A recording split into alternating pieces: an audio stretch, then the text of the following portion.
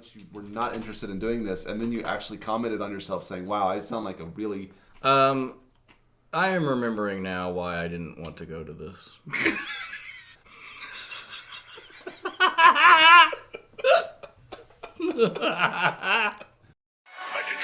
must be stopped, no matter the cost.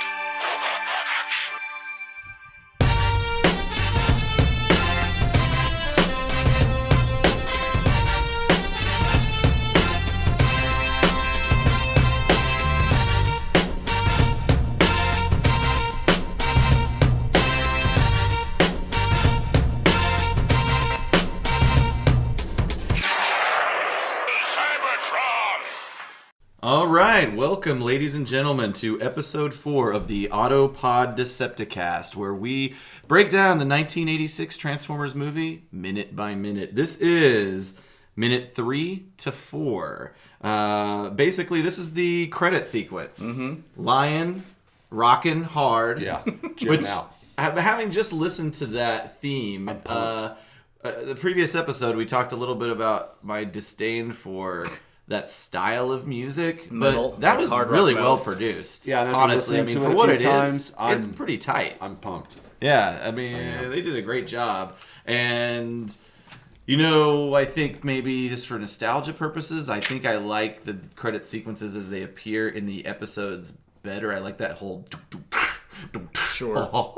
Right. But, I mean, that was badass. Yeah. There's no doubt about it. And and all the...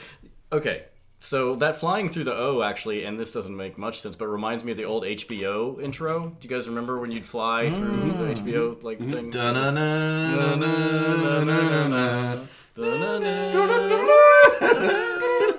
Very good. Oh, that was great, guys.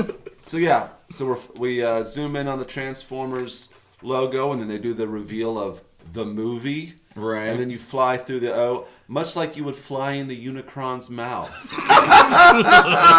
Much like the planet of Lethone or So Lithone. you're flying into the O. Lithone. I will say that the animated sequence, once you fly into that O, and there's all those colors that you're zooming through, very impressive animation, almost a direct ripoff of a sequence in 2001: Space Odyssey. I'm sure that was the inspiration. Yeah.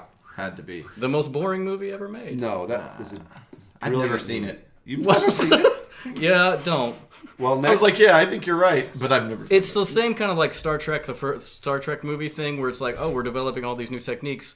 It's spaceship porn. It's just all ships, It's beautiful. all the time, years between dialogue. Okay. It's cripplingly boring. Well, let's talk about 2001: Space Odyssey on the Transformers podcast here a little bit more. To me, when we went through the O, in my head went a little Sorry, like Vegas, that light show, the Viva Vision light show in old Vegas at the Strip. Fremont Street. Fremont Street. Fremont Street. Yeah. Does anybody know? Did anybody do the research or just know? Was that computer animated or hand animated? No. Much as we probably should have done our homework on I that. did not look that up. No, we suck. That's for follow up. I'm gonna say. I will say it's not hand-animated. computer animated. I will You say. don't think so? No. I will say The credits coming onto the screen Computer. certainly was done with computer. like a video toaster, maybe. The vid toast. But I will say that. Anybody remember that? Okay, so we need to figure out what kind of animation that is. All right, well, we can dive into that. So, okay. Or never talk about No, it. we are. Who gives a shit? I'm writing down follow up O animation. I'm writing Which down. is a ripoff of 2001: Space Odyssey. I'm writing down. Talk more shit about 2001. Yeah. Eric Idle got top billing. Yes. So weird. He's barely in the movie, as we know, and the listeners surely know. Hopefully, that's not a spoiler. As Wreck-Gar, as it says on screen. You talk some TV, I talk some TV. So got that that was one. interesting. I mean, I'm looking at this. Judd Nelson at the time was probably more famous than Eric Idle. In fact, To the kids. I mean, Orson. I'm surprised. Why didn't they give Orson Welles top billing? I know. That's also, it's his last movie, and he did not care for this movie. Like the interviews of him, like he says things like, "You know what? I'll just look it up." But I was going to ask you guys, did you know who these people were when you saw this movie as a kid? I think, at the time I probably knew John Mochita was the Micro Machines guy. Yeah. I probably recognized Robert Stack from Unsolved Mysteries, and of course most of older America boomers would recognize him as Elliot Ness. But so back to Eric Idle, I do have a quote here from Eric Idle in reference to this movie. He said, Transformers the movie was a fabulous gig where they flew me on the Concorde to New York for a day's tape recording and then flew me back. It was horrible whilst I was there in the recording because I didn't understand a word of what was going on. Lines like itching a goggle gubluga, and they'd say no, the emphasis is on itching, and I'd be like, what the hell are they talking about? Laughs.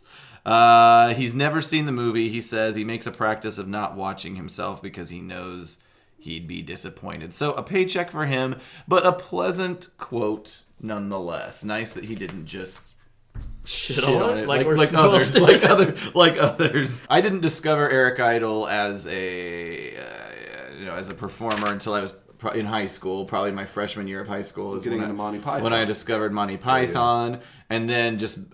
Of course, I was still a fan of the movie, even though I was years older. But you connect the dots later, obviously. I don't know. Oh, this is the thing about anytime I try to remember something from my childhood, I can never remember anything. Everything seems to be like I was 10 years old. But I don't remember if I'm misremembering that I knew all these guys or I didn't care. I feel like I did. I didn't. Especially, I just wanted to see the action. And I think maybe I knew. I mean, obviously, I knew Leonard Nimoy because of Star Trek. I mean, I loved Star Trek. Yeah. And then I knew Judd Nelson because the Breakfast Club was on like every other day on TV. Well, so let's get into that. Why did he not get top billing? Yeah, I mean, he was the like lead. the hot star. Well, that and he's also the lead of the movie. Well, you're asking. And he's the lead of the movie. You're asking that question, but unfortunately, I don't think that we can provide an answer. Oh, I'm just I was speculation is fun conversation. I know that Judd Nelson and Eric Idle have a strange connection. So Judd Nelson was Nelson. How do you know? Sorry. All right. So, I'm sure all of our listeners are familiar with the television show Suddenly Susan with Brooke Shields. Yeah, 100%. Everybody remembers that. Well, her boss was Judd Nelson. Mm-hmm. When he left the show, guess who they replaced him with? Eric Idle. Eric Idle. That's good trivia. What? Good trivia. What?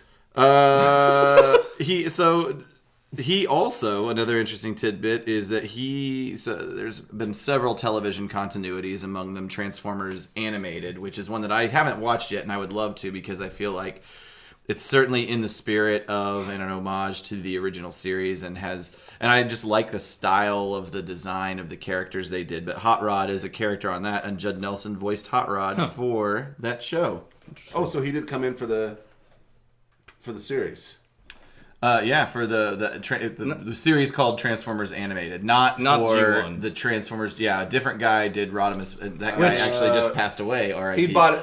But so Judd Nelson had been knocked down a peg, so he was willing. He's like, I need some money. That is one thing I would... Now Judd Nelson's not coming on the program. Mr. Nelson, thank you very much respect. for ruining that. Did you know that the character of Nelson Muntz on The Simpsons was named Nelson as he was inspired in an homage to the character John Bender in The Breakfast Club? I did not know that, but that makes sense now with the ripped off, with the jean even jacket though his vest. jean jacket is wow. Interesting. You have blown my mind. Trivia King. Anything else on Judd Nelson you'd like to cover? I would just quickly say that we were making fun of him earlier, but you guys should consider watching a movie called The Black Hole that he made in 2006. It takes place in St. Louis, which is where I used to live.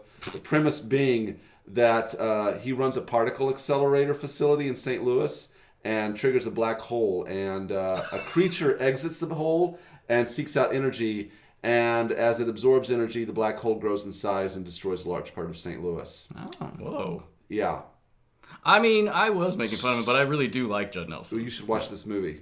He is a friend of the community. He does attend conventions. I have You can see him speak at some of the conventions. BotCon. At the BotCons and the TF cons Impressive and all that. nostrils. So very impressive. I mean, I'm a fan of his nostrils. I have very similar nostrils. So Nostrils you could sell advertising in.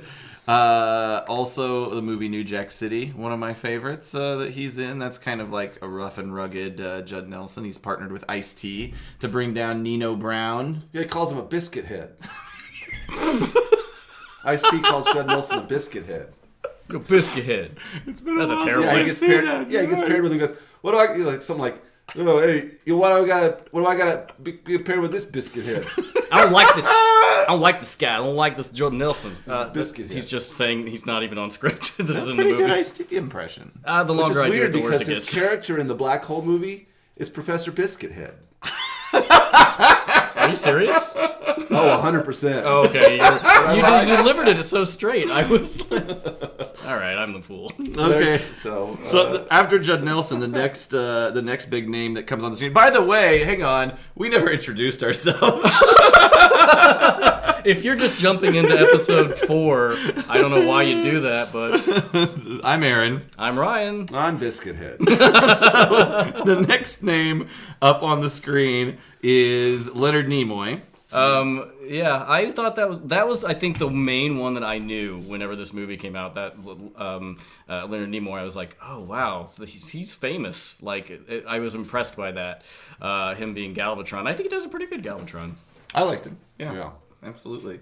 Some notes, like he's actually an inspiration in the Transformers community before his involvement in it, because the character of Shockwave was inspired by Spock, the writer Bob. I can't do names. Bob Budiansky. Who Yeah, Bob Budiansky. Did the early Marvel comics. You're not even gonna let me do it. All right. We'll try not to. Speak. No, I refuse. Anyway, he stated, he's on the record as saying that Shockwave was his attempt to take Spock and turn him into a That Decepticon. makes sense. Yeah, I can see that totally. Yeah. Shockwave is one of my favorite characters. Oh, Shockwave even has like Vulcan ears. Oh. And one eye? Wait. Well, To be fair, that toy's over on the other shelf. Oh. That toy existed way before the personality did. Oh, but, that's true. It was a ripoff, wasn't it? But Shockwave existed before. no, I mean the the toys Vulcan- existed before they had any personality. Like Shockwave the toy probably existed 2 years before he was given a I see. So they didn't. profile. In the the Well, fans will one- correct us. He was either Diaclone or I don't know what the other. I can't remember the other. So line you're that saying came the together. design, the ears existed before they had an right? association Correct. with Nimoy. With Spock. Correct. One Alright. of the Well, one of something's the pretty good cool. early, But I like the connection anyway. Yeah. one of the good early toys. Like a lot of the Right. early toys are Shockwave's, terrible. Shockwave's my favorite. Yeah, he was great. Stands out. Optimus Prime and Ironhide in particular. I feel was sorry the for worst. Shockwave because in the animated series, like, all right, he's like, goodbye, Megatron, and they fly to Earth, and millions of years go by, and then Megatron checks in with Cybertron, and Shockwave's still standing there at the computer, like, He hasn't oh, moved. hello again, Megatron. I would have loved it if there were just cobwebs all over him. and he Oh, was it's like, oh my god, like he was just hanging out ready to receive a I never thought response about back that. for millions. I would have like moved on. that was That's Shockwave. And I this guess. is going to be a little digression, but that it was something that's interesting. We were talking about like you said the steampunk Transformers. What is that? Hearts of Fire. Hearts of Steel. Yeah, Hearts of Fire doesn't make any sense. Sounds like a romantic comedy. But the Beast Wars series, which actually is far, I think, as far as the writing, is far superior to the G1 series. Like it's Not hard to do. yeah, it's not good. But it's interesting because in season 2 they tie that in because the Beast Wars they crash on Earth after the original Transformers crashed on Earth. And but it's before humans have evolved still. So, and then eventually they do find spoilers. They do find the original G1 Transformers in one of the season 2 episodes, and it was just I just found it interesting because they're ancestors of the Transformers, but Right. anyway. No, I'm with That's you. I found I'm with you. I love it. so they evolved, but that's weird because that literally means Shockwave still existed but wasn't evolved. The beast. Where have all the beast transformers gone? It's an excellent there Shockwave. was an Optimus Prime beast and a Megatron beast. and I was working with them the other day, and now they're gone too. Where have they gone? I'm so alone. I wonder if there's any chance they're in the same place as the other Transformers. Seems coincidental. that disappeared millions of years ago. I don't remember what Soundwave sounds like. Or Shockwave. I feel like he's vaguely British. I really can't. This is our only opportunity to really talk to him because he doesn't have a starring role in the movie. He's in one scene. He's in one scene in the movie. Technically two. I never noticed before, and I should probably save it for the next minute because I think it's in the next minute. But there's a part where they're like, let's just save it for the next minute. Okay. Okay, I'll just go. Just summarize it. Yeah, just do it. There's the part at the very beginning where Ironhide's looking at all these monitors, and there's a couple screens, and there's one screen of Shockwave just standing in a window looking out, Waiting, and then waiting. he's He's always having him waiting. every time I look into a monitor, Prime. My circuit sizzle. Leonard Nimoy. So here's a couple more interesting factoids. So he was Galvatron in this movie. Mm-hmm. He was in one of the Michael Bay Transformers movies as a character called Sentinel Prime, who doesn't really play out much in the G1 world, but in modern day Transformers storytelling, he is a significant character. But he voiced that character, and Leonard Nimoy, Michael Bay rather, is Leonard Nimoy's wife's first cousin. So Michael Bay wanted him to participate from the very beginning, but was apparently afraid to call him and ask him to participate. I don't know. I think there may be budgetary concerns or something, but here's the deal. Leonard Nimoy is a consummate professional, and he is,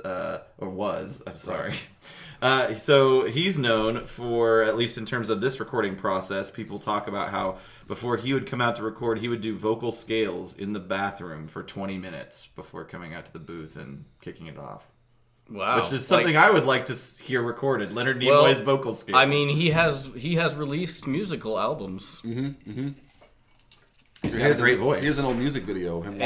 Anybody who's even mildly interested in Leonard Nimoy, watch, and it's all up on YouTube, and no one is interested in taking it down, In Search Of, which is I never did watch Did you not watch it? It was hosted by Leonard Nimoy, and it was a 70s, early 80s series about just weird stuff.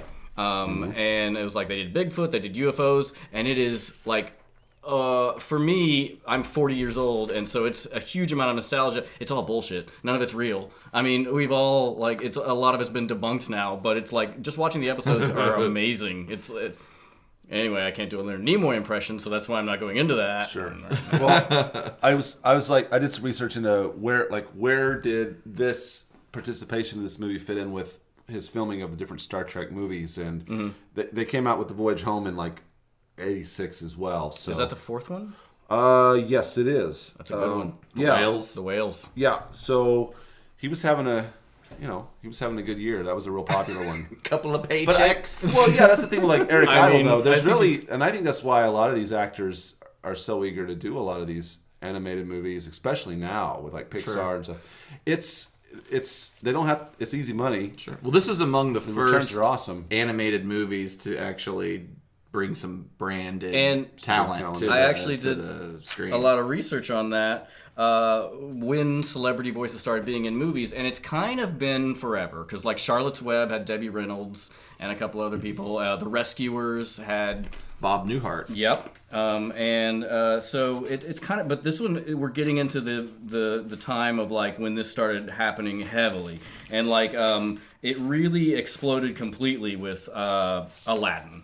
With Robin Williams. Yeah. I mean, because and it kind of at the time it was novel and neat, but it's devolved to the point where it's like, because it was definitely Robin Williams as a genie, he's not doing a character, a lot of winking at the camera. It's obviously Robin Williams. Yeah, and so that's what it's devolved to, like to the point where like the characters in the movie resemble the celebrity, like Jerry Seinfeld in A Bee's Life. They're writing They're writing the character in a sense where their personality is actually letting the actor develop the character. Yeah, when you've got people like that who are so talented. I mean, to be fair, and all these actors did a great job Yes, with their I think roles. I think but they did. anybody could have been these characters, Yes. and that's proven out by the fact that anybody was when the budget was dropped and they had to continue And the in the characters on series. in television. With the exception of John Mochita, he and honestly, it proves your point. Like, his talent is so specific Yep. that I talk real fast. and also his brand is was not at the time and as premium as some of these other people. this And was so he big. could afford to do the television show. That was a good steady gig for him. And it's like, so it's purely a cash grab. It's going to put butts in seats to have celebrities attached to it, which, I mean, and sometimes it's fine. Like, they're fine. But there's no way that any mainstream actor is better at voice work than someone who just does voice work. So it's like, I feel bad that it's taking jobs away from vocal actors, you know? Yeah. So the next name, who'd have thought? We're at the 32-minute mark. Go ahead. doing I good. just wanted to real quick. I mean, I guess I could have done this after. But specifically, whenever I looked up when voices started being part of movies, all the articles I looked up mentioned Frank Welker and Peter Cullen specifically. And like Frank Welker, I mean, if you look up, go to YouTube and look up the many faces of Frank Welker. He does 80 plus characters in like 11 minutes. It's amazing, like the number of voices this guy has done. His like IMDb is huge. But here are the Transformers that Frank Welker does.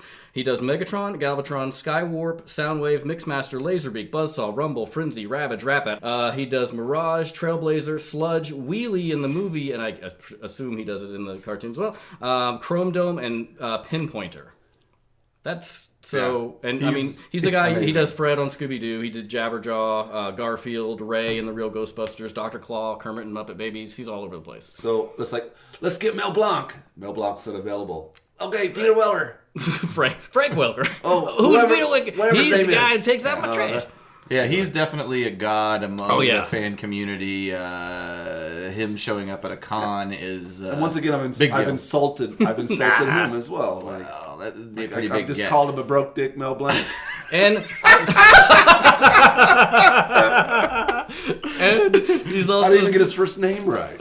It must be so annoying. Tell Jack Walker to come in here. When we get famous and start doing panels, these people are gonna hate my ass. I love you. Or they'll love you. Yeah, oh man, yeah, and he seems very willing. It must be, if you're a very well-known voice actor, so annoying for people to be like, do it, do Megatron, do the Megatron voice, I'd give him a random like, do Wheelie. wheel. No, Wheelie say, hey, okay. No, I'd say, hey, come on, give me some Laserbeak. So, and Oh, yeah. interestingly enough, I mean, as important as Frank Welker is to the Transformers animated franchise, he's not any billing in this credit sequence whatsoever. You don't see his name until Or the end Peter of the Cullen. movie. Or Peter Cullen, for that matter. But next on the list is a big one, though I don't have many notes on him, Robert Stack. Yeah, Unsolved Mysteries. Unsolved Mysteries, certainly that's what I knew him for. His voice is so creepy, but he's also seemed warm and Avuncular. right. Yeah, it's like your neighborhood. He was like an investigator. It's like Elliot Ness. God, also he wore a trench coat. Maybe he was a creep. Are you saying he's like a private. It's like a dick. touchy. he wasn't wearing clothes on? Maybe just a. He like and cut. I've got an Just like, unsolved mystery for you. yeah, The mystery is how long you gonna touch my dick. yeah, we're cutting that out. Are we? Mr. Stack, I mean, we love your energy. We love your voice. You gotta stop touching kids. And the legacy of Robert Stack is has now been sullied completely. Is he dead? I think he's dead. Okay, good. I'm positive he's good. Good. Oh, thank goodness. So I do have some information about Robert Stack in relation to the movie, in that he reportedly enjoyed the role. And this was the first time this is pre-Unsolved Mysteries that he did this movie. So he hadn't done any voiceover work at the time. He's And, great. Like, he really is good. And he was very self-conscious about it. I mean, you had some of like the Welkers and the people in the room that were kind of encouraging him and being like, "No, you're doing great." The director, of course, is awestruck to have this icon of the screen in front of him, and was kind of a mess about it. But he figured it out. He did a great job. I think he really defined the role of Ultra Magnus, Yeah, which I mean, is kind he of this crushed. reluctant leader, and he did great. Like, yeah, in the scripts, Ultra Magnus is described as, a stoic, like, soldier kind of guy. And I think, like, what Robert Stack brought to the role, it's perfect, like, for what the description was supposed to be. And some of the, for a non-vocal actor, some of the best readings, I think, in the movie.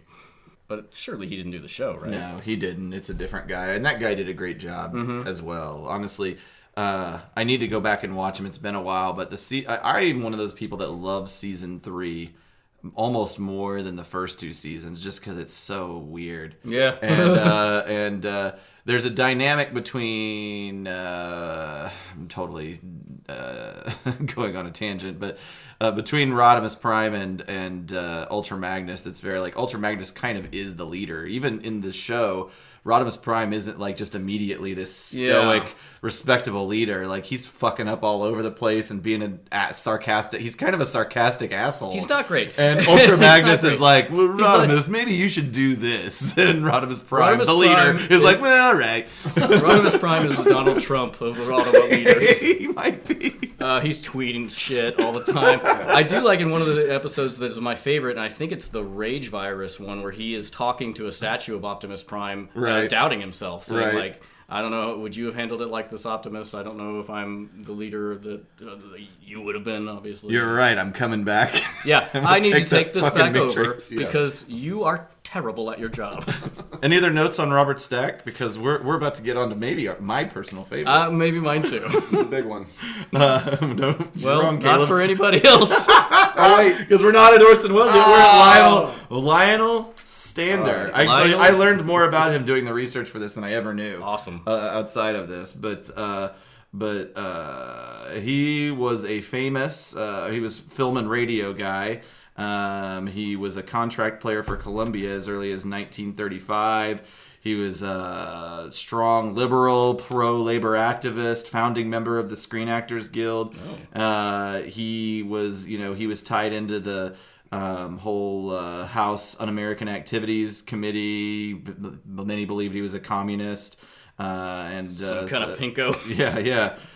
So his film work eventually tapered off, but then he really blew up when he made a career comeback through the show Heart to Heart as the character Max. So that's all stuff I didn't know because I didn't watch any of those shows or I wasn't around then, so that doesn't have much context for me. But we the main context for me is this movie and then his strange cameo appearance on one of my favorite shows, Moonlighting. Blue Moon Detective Agency. And that was the line. That's all he said. That's it. I think that he walked out and cashed his check. Yeah, so that is weird that, like, I mean, I loved Moonlighting as well. But I definitely knew him from his voice is very distinctive, so I knew him from the movie. I didn't know his name until seeing that Moonlighting and looking it up. But I don't know why it captures my imagination so much for Lionel Stander, but he's my favorite. I remember watching Moonlighting, seeing that scene where he comes in and is like, Blue Moon Detective Agency, and I was like, where do I know that voice? Where do I know that voice? I watched the credits, I saw Lionel Stander, and then my brain connected to Transformers the movie, this credit sequence, and I was like, okay. He's Cop. He's Cop. Okay.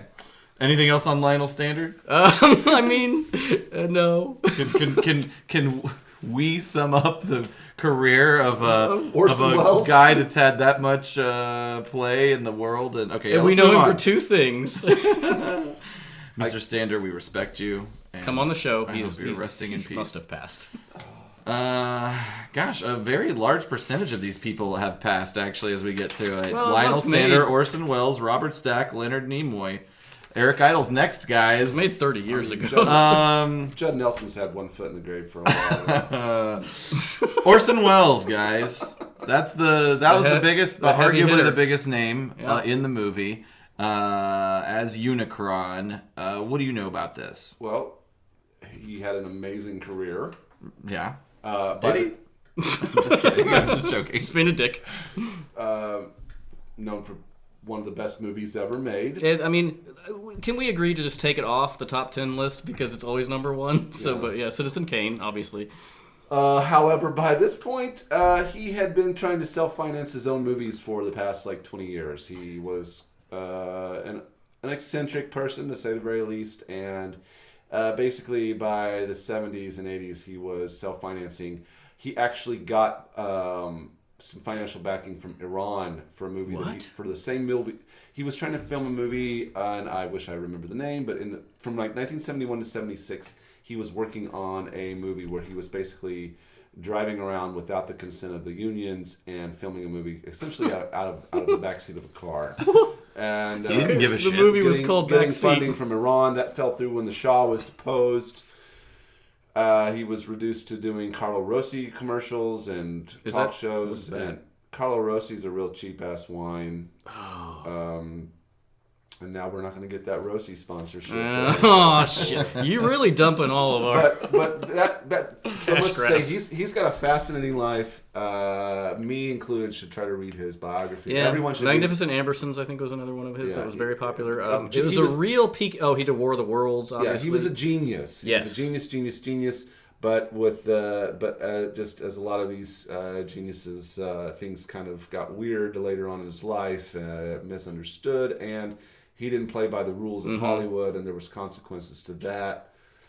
Being an independent filmmaker back then was very, very difficult. Yeah. Unless you want to make B movies like Roger Corman. So by this point, Transformers is known for being the last Yes, thing it was he the last ever thing he did before he died. There was in addition to Scatman Carruthers. Yeah, Scatman Carruthers was in Transformers. He was jazz.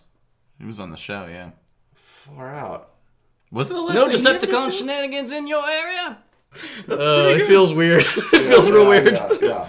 Anyway, Orson Welles. So Orson Welles, this was the exclamation point on the end of a very amazing life. It really went from high and just yeah. steadily down. He had a heart attack and died before the movie came out. He died in '85. I should have checked to see how old long he was. Oh, he was 70 years old. Okay.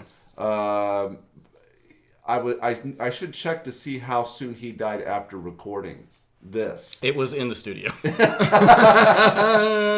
Mr. Wells? Oh no! Roll him out the Wells? door. Roll him out. So yeah, I mean, he's probably. As far as history is concerned, he's probably the biggest person. As far as impact, and well, I mean, Yeah, I Leonard would Nimoy, say. And so it's interesting that he was very interesting. He was in this movie. I recommend people study his life because I mean, it's fascinating He and was a pioneer. cripplingly sad. yeah, he was a pioneer in movie making special effects, and I think that probably without him, who knows what even like this movie? Who knows what Hollywood would be without Orson Welles? Yeah. So that's Orson Welles. You were talking about Moonlighting. His last television appearance was on Moonlighting. He was on Moonlighting? I Yes, don't his remember last that. television appearance was on Moonlighting. As a big fat? Oh, I don't think you could rap that. I don't think you could get him, rapping the What? Spanx? what? What are we talking about? It's like to give him that's not a cummerbund, but like to kind of make him look skinnier than he really is. Yeah, Like rap a girdle. Yes. Oh, he did That's it. what Spanx are. Okay, here, okay. check this out, guys.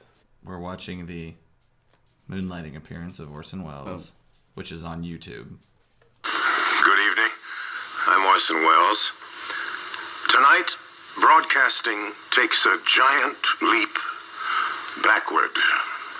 In this age of living color and stereophonic sound, the television show Moonlighting is daring to be different and share with you a monochromatic, monophonic hour of entertainment. Approximately 12 minutes into this evening's episode, the picture on your television screen will change to black and white.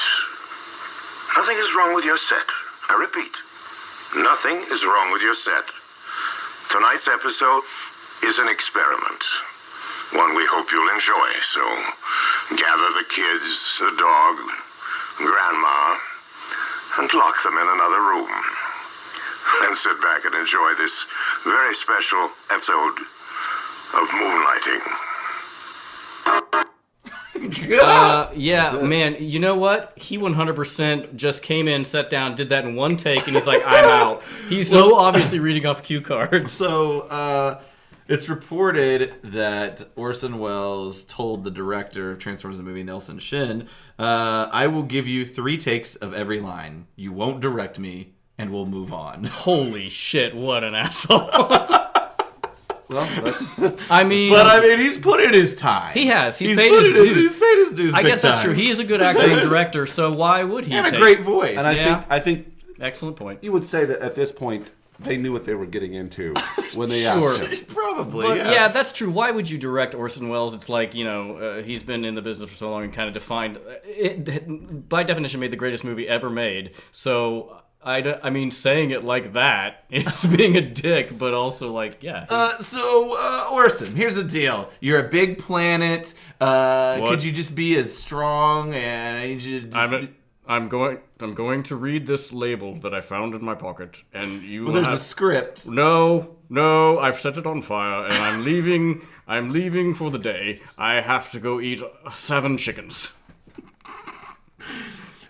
Apparently there was a restaurant in Hollywood where he would sit and just Eat all of the food. Eat all of the food. Bring me one of everything. I have to do some bullshit called moonlighting later, and I'm famished. I wonder if he ever wondered if he wished that they could just bring the recording equipment into the restaurant. Oh my god, that would just hear him chewing in between. So maybe that's that's maybe the chomp. That's the chomp. When Unicron chomps in. He was eating a chicken and they just captured it. So we all know that this was his final big screen role. Another quote of his is that he's quoted as saying, "I play a planet. I menace somebody called." You know what? I'm starting over because I'm going to try and do it in my best Orson Welles voice. Okay, an actor prepares. I need to do my vocal scales. Red leather, yellow leather. Red leather, yellow. So another quote of Orson Welles is that he essentially said, "I play a planet. I menace somebody called something or other. Then I'm destroyed." That was the quote I was trying to find earlier, so I just should have waited. Sorry. No, you're right. That was good. I couldn't. So he died. Oh, actually, to answer your question earlier, Caleb, he died just 5 days after completing his vocal session with Transformers. That is, I don't know. That's 5 days. That's voice, incredible. and honestly, I mean, it's hard to tell it's him in the movie. I mean, if so you know, you can connect the dots. But his performance was very heavily synthesized because he was having very difficult breathing. Because he was having heart attacks. He was trying to recover from that moonlighting monologue. He did like 3 monologue. Oh, it was upwards of 3 minutes. He did like 3 days earlier. What a week! Here's him looking at his schedule for the week. Moonlighting monologue. Something for Some wine. Planet voiceover. And then heart attack. All right. Yep, restaurant eating. And and then I'll be dead. Well, we just talked about a week in the life of Orson Welles. That's crazy. Moonlighting monologue, Transformers voiceover, death. This man won an Academy Award in 1941 for probably one of the best movies ever made. I think we can omit the qualifier probably. The best movie ever made. Yeah, totally. And I mean, just the voice. I mean, War of the Worlds is how I was introduced to Orson Welles. Yes. And of course, when I first heard that, I still had no idea who he was. I knew he was connected to it, and I think there was some confusion in my head over Orson Welles and H.G. Wells. But like the way he interpreted that, I mean, his version of War of the Worlds is iconic aside from the story because he's not really doing the book. He's doing like this take on it that is it's almost so like an amazing. Andy Kaufman performance art sort of thing. And as a side note on War of the Worlds, they have redone that in other countries and stuff, like not that broadcast, but recreated it. And every time people panic and kill things, and I'm like, stop doing this. It's never good. It scared the hell out of people shooting at water towers. I think there's a Radio Lab episode dedicated to that exact topic, how War of the Worlds, when adapted to other cultures and languages, affected them all the exact same way. Yeah, heck, guess what? Panic through the streets. Well, there's one final name, and we've got an hour-long episode. I know, but this has been good. There's one final name to touch on. who got final billing, I guess, John Mochita, and he got his credit is co-starring. Really? John Mochita. There was a qualifier But before he it? probably, I don't know, another- he probably had more lines than, well, certainly Orson Welles, and probably Eric Idle, but he got a co-star credit. I don't know what that means, but of course we know John Mochita, FedEx commercials, Micro Machine commerals. It means he was paid Hollywood less. Squares. Probably.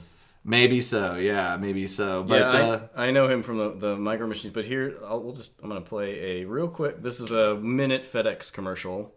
Okay, Eunice, travel plans. I need to be in New York on Monday, LA on Tuesday, New York on Wednesday, LA on Thursday, New York on Friday. Got it? Got it. So you want to work here. What really makes you think you deserve a job here? Well, sir, I think on my feet I'm good at figures and I have a sharp mind. Excellent. Can you start on Monday? Yes, sir, absolutely, without hesitation. Congratulations. Welcome aboard. There's a lot of them, but you get the idea. That's all of them, I think, in a supercut. But yeah, he became he had a very specific skill. So he was the only credited actor to continue the role after the movie. So he took over on the television show, but he didn't really exactly know what he was getting to. Probably like most of the actors, he went on a press tour with Robert Stack. They were told by Sunbow to promote the film as a family-friendly film. So No, it was not. They would go on press tour, and so when they finally saw the film. They were shocked at on-screen violence and their involvement in promoting this quote family film. Like, imagine if these were people and these deaths happened to human beings. Like, Right. they're horrific. No, that goes back to my comments on like one of the first couple of episodes that we did. Like, you couldn't have got away with this if they were killing human beings. No. They're killing robots, and that's also why I think the Lithonians, they decided to make it wasn't quite clear with the Lithonians if they are robot or not. Maybe they are. Maybe that is clear. Wait, it's pretty clear.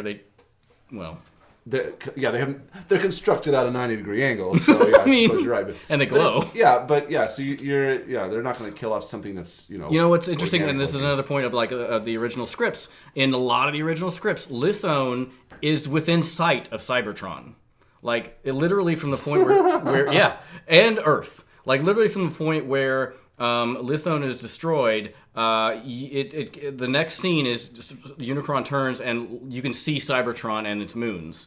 And then from Cybertron, and this is getting into the next couple episodes, but there's some not dialogue, but there's some screen direction that says whenever they launch the shuttle off of Cybertron, you see Earth. Like, you can see, maybe it's just a pinpoint, but that literally means it's in the same solar system. Right, all of which this is insane. No.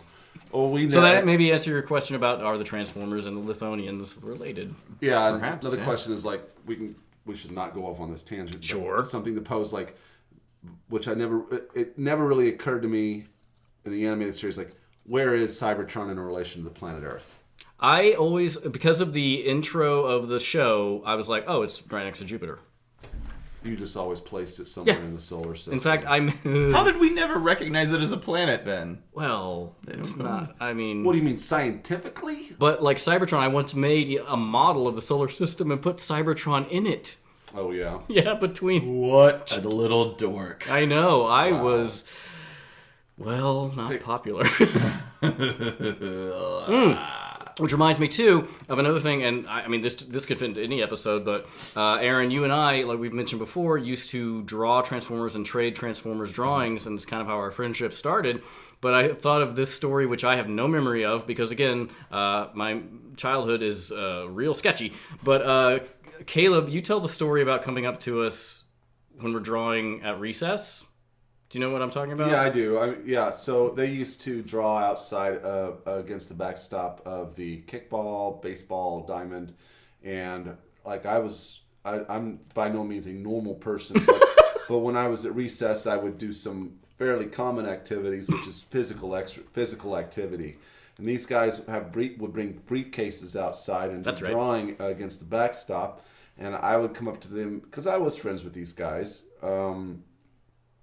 Because I was about to explain why, and I can't. Nothing comes to mind. You don't have to justify it. So anyway, I was friends with him, and I would be like, "Hey guys, want to go play tetherball or stand up and move around?"